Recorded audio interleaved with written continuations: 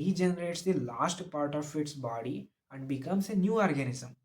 The fungi, the filamentous algae, the protonum of masses all easily multiply by fragmentation. So ಈ fragmentation ಇಂದ ಈ fungi, filamentous algae, protonema of mosses multiply ಆಗುತ್ತೆ. ಈ fragmentation ಇಂದ multiply ಆಗುತ್ತೆ.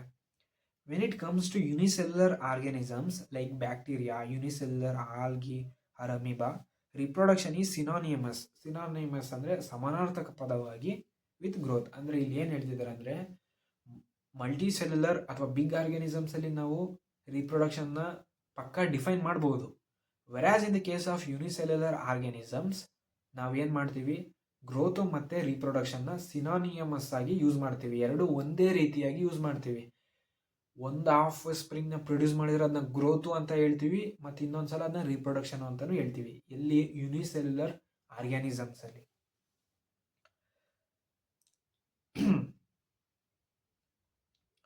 is that increasing number of cells.